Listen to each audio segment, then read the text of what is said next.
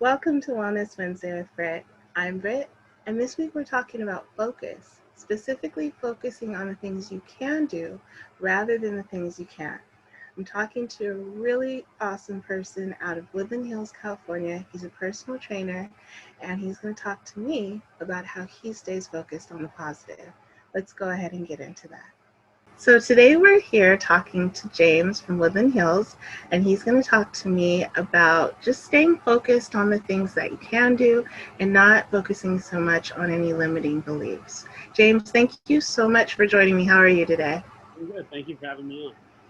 Thanks for joining me. James, I know a little bit about your background from, your social media, but can you just give me in your own words your health history, so to speak? Yeah. So I was born with a chronic illness called cystic fibrosis. I was diagnosed when I was 2 days old. The average life expectancy for my chronic illness is about 19 to 20 years old. I'm 27 now, so I've beaten those odds. I practice a positive mindset, overcoming anything that comes your way, whether it's with family, friends, chronic illness, death in the family, relationships. I believe in a positive mindset can overcome anything in the world, and just being able to focus on what needs to be done rather than what's coming your way. We're all dealt different cards in life, and we're all dealt positive things and negative things, but being able to overcome those with a positive mindset is what I preach and I live for every day. That's pretty awesome. I think that anybody can benefit from that mindset, definitely. So, as you mentioned, the life expectancy with CF is varied. Like you said, you've already beaten a lot of the basic odds that were given you at the beginning. So we all know that we all live with the knowledge that life is unpredictable. But many people, when they're asked, would probably say that they're not really making the most out of their life at any given point that they're in.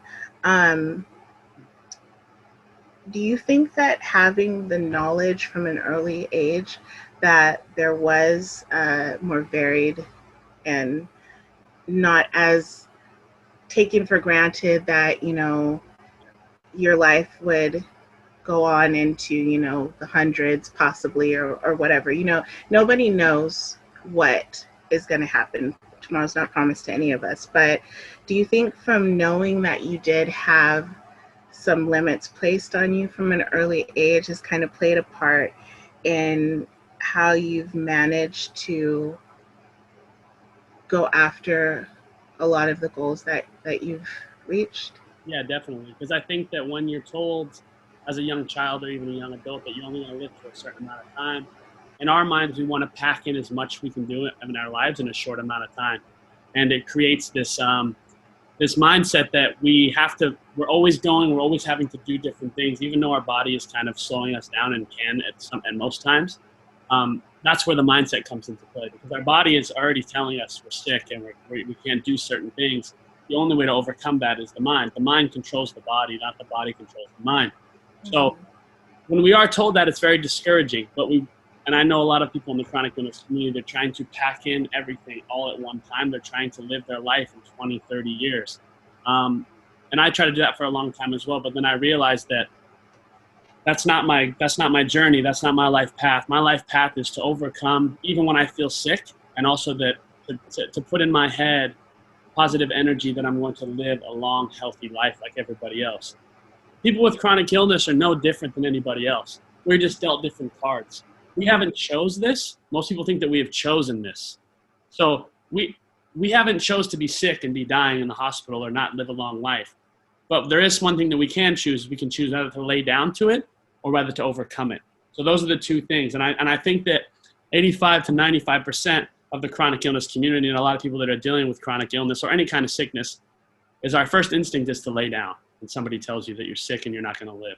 We lay down and we accept the fact that, because the doctor said this or this person said that, that's what's going to happen. But I would say that no matter what anybody says to you, it could be chronic illness, it could be with your job, friends, it doesn't matter. It's not them who makes the decision of how your life is going to be. It's going to be you. Definitely. So to go along with that, if you don't mind my asking, what made you decide that you wanted to be in the 15% that didn't lay down? I think that when we're born, we're built with different characteristics. And I think that I was built with the characteristic that I've always wanted to become something and have something in my life that was different than everybody else.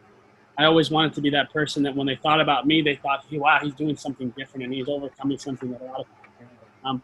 And it makes me somebody that people can look up to, and it gives them hope. And it gives me a meaning in my life. So a lot of people, they have different meanings in their life. Some people do this and some people do that, and it gives them a certain meaning and they feel fulfilled in their life. And being that 15% and being that person that motivates all the other people with chronic illness and people that are just going through any type of struggles gives me the meaning and fulfillment in my life that I need to get through every day. That's awesome. And you certainly have a lot that you are doing with your life. I mean, I'm not, a stalker, but I may have gone through, the probably 95% of your profile. You've had quite a transition in many ways, especially in the last few years. You work as a personal trainer, and you yourself are really a good model for your clients. I believe that I read that it's very, very difficult for people with CF to put on and keep weight on. Obviously, you are carrying a decent amount of muscle on your frame. And if, as compared to previous pictures, that wasn't always the case. You really had to work for that. How do you, what do you have to eat? What do you have to do on a daily basis to be able to carry that kind of weight on your frame? Yeah, so I would say there's two main points when it comes to fitness and training, whether you have chronic illness or not. And most people lack these two traits in life. It's consistency and discipline. So now when people see pictures of me now that I'm 230 pounds of muscle and blah, blah, blah, blah, they think that, oh, this just happens overnight and why he looks so good, whatever. This took me 12 years of trial and error of figuring out how to build a body with a chronic illness on top of it. So I'm working out with lung infections. I'm working out not being able to breathe. I have all these pains and aches and my bones are killing me, so I'm going around the norm of trying to figure out, okay, yeah, normally we all know the formula to getting healthy. We put good things in our body and we exercise. Now, I can knock those two down, right, because we can do that. But also think about this in the chronic and cystic fibrosis community is we don't digest food like a normal person does. Our pancreas does not break down the foods, so we have to take enzymes. And that's why a lot of people with cystic fibrosis are very malnourished, skin and bones. And I was like that my entire childhood, up to when I was about 17. And I made the decision that I don't want to look like this anymore. I want to look like I'm a strong person that works out in the gym. And I think that the consistency and the discipline is something that I tried to drill into all of my clients, because it's very hard for somebody to work out for 12 years straight and have the same consistency and discipline every single day and eat the same foods and do the same supplementation and go to the gym and make it a part of their lifestyle every single day. People nowadays, we want instant gratification. And in the fitness and health community, it's impossible to become strong and fit and healthy and in shape in a little tiny amount of time. So I would say that consistency, discipline in everything you do is going to get you to that next level. And that's what helped me. Well, I can imagine that, I've seen just a tiny window into, some of the things that you have to do on a daily basis. Um, to be able to breathe somewhat clearly, you have to have dedication and consistency and the will to keep going on a regular on a daily basis. You have to do your breathing exercise to clear your lungs out. What is it, twice a day, in the morning and the evening? You are taking a ton of medicine, a ton of supplements. So, I mean, I definitely say that in the consistency and willpower arena, you have you've got a lot of it. I mean, and then to on top of that, just the basic survival aspects, Life. yeah, just basic life, on top of that, you're training, you're training other people.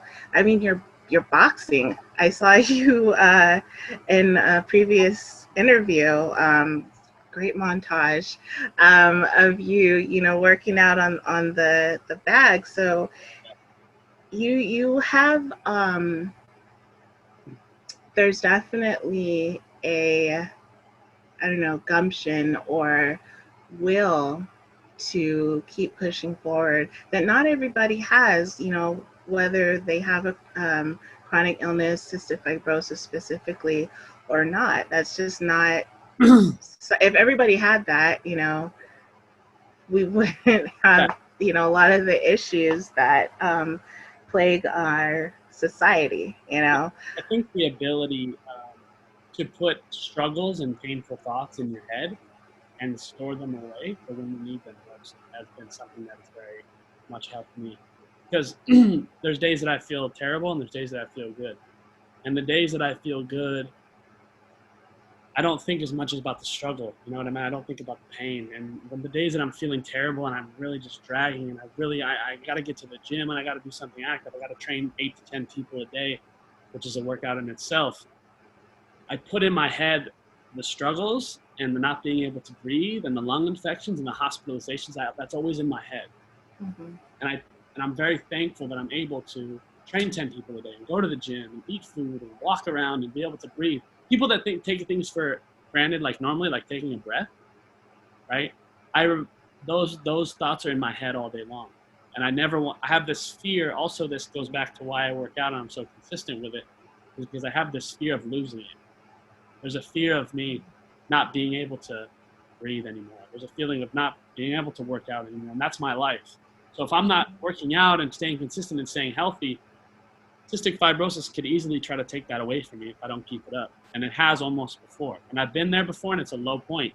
But I keep that feeling inside my head and I'm able to bring that out whenever I feel unmotivated and I feel down. I'm able to target that thought and that thought process of, it's almost like a little bit of a warrior mindset of being able to bring out the pain when you're feeling down and it brings you back up to that next level. The reason why, this is why you're here. You've been through all this stuff and you've gotten yourself to this point. So there's really nothing that can stop you now. Definitely. And I know that one of the things you do is you bring a lot of education out there. You are educating a lot of people outside, but as well as inside the CF community as well. I know that you've spoken previously about the fact that you didn't want to really let people know that you were sick. It wasn't something that very many people, people that you were working out alongside weren't aware of the fact that you were, dealing with this. So what made you decide to, I mean, it doesn't get any more public than, putting it out there on social media. So, what made you decide to kind of flip the switch and start telling people about that? There's a couple of different reasons, but like you're saying, I kept it a secret. I never really wanted to tell anybody because point blank, I was embarrassed by it. I wanted to fit in. I wanted to be normal. I wanted to just be a normal human being and not have to be thought of as different or sound like a sick kid. You know, I don't like that. I don't like the feeling of when I walk, even when I go to my CF visits every 2 months, I don't like the feeling of walking in and then acting like I'm some sort of sick child, because I'm not that. And I know that I'm not that, but I know that cystic fibrosis categorizes me as that sick person. So I'm working out, and the one day that it clicked for me was I was working out and somebody came up to me and they just asked me what I do. Like, what do I do to gain muscle? What do I do to eat? Like, what do I eat? What do I do? You know what I mean? What's my routine like? And these guys and people are coming up to me and asking me these questions, and I go, man, they have no idea that I'm chronically ill and I'm dealing with sickness every single day. Like, they just see a guy in the gym who's fit and works out all the time. Right. They don't understand what I actually go through on a daily basis. And I think that a lot of people can take a lot of motivation and positivity from that, from the struggle to, actually being successful and making something great out of the cards that you're dealt with. So one day I just stopped caring. There's just sometimes I look at it like this: life sometimes gives you these feelings and all this anxiety, and you're feeling these different things in your head. And then one day it just clicks and you don't care about it anymore. And I just didn't care about what people thought anymore. I just didn't care about if people liked me or if they thought I was sick or thought I was weird for having this or whatever it is. I just stopped caring about it. And I posted about it, and the post actually got more likes than I've ever gotten in my entire life on Instagram.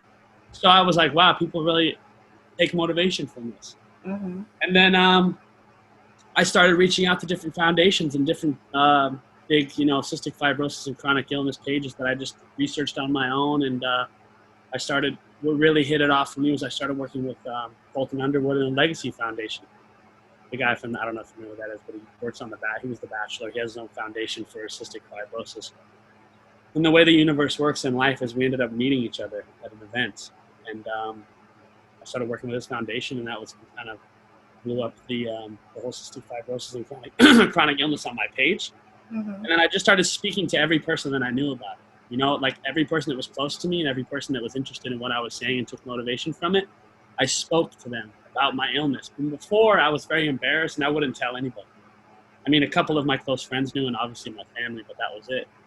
So I wasn't confident in speaking about what I have, and I wasn't confident in showing people the mindset of overcoming to people. I wasn't really ready to do that. And I think that you have to be ready to do that too. And you have to be ready to be vulnerable as well, because it's a vulnerability, right? Like maybe in my head, I was trying to be this strong guy. I'm this man. I don't want to be vulnerable.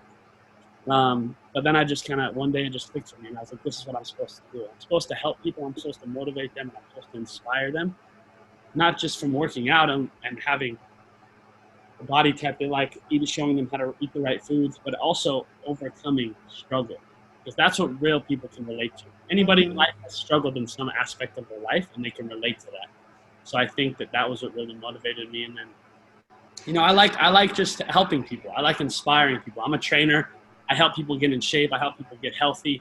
That goes into me helping people mentally too, because it's not just the physical part of chronic illness. As we know, there's a lot of mental warfare that goes on. There's a lot of emotional pain that goes on with chronic illness, of dealing with different things that people maybe never experienced in their entire life. And we experience that from when we're born. And as soon as we come to this earth, we have to experience that struggle and that pain. But it makes us the person that we are today. Definitely.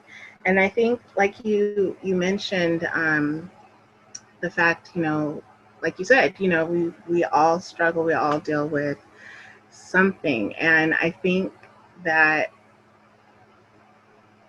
when you said that was one of the most likes you'd ever gotten when you first started talking about it, that calls to people, because you want to see, people who are, either, successful or, reaching their fitness goals, et cetera, et cetera.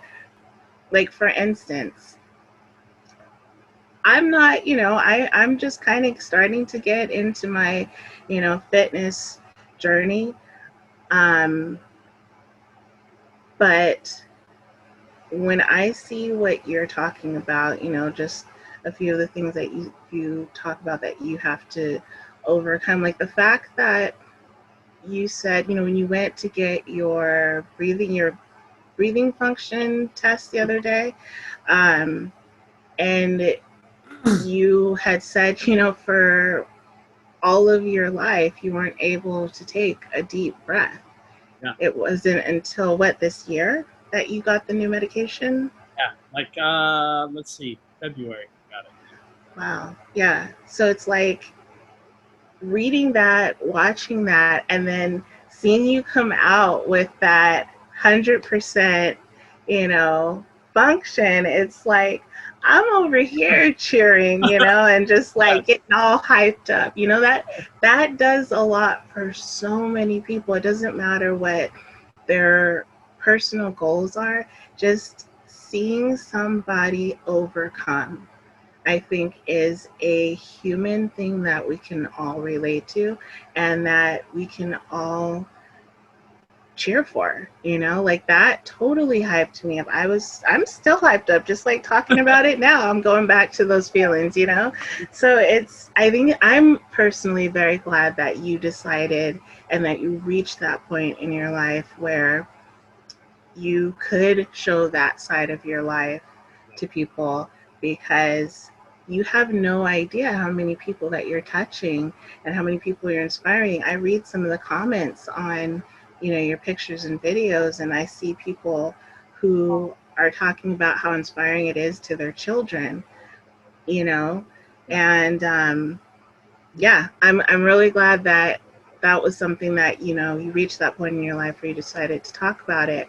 Now, going along with the comment about, inspiring other people's children, you have something that you do for, is it just for kids or is it for Anybody, yeah, anybody with CF?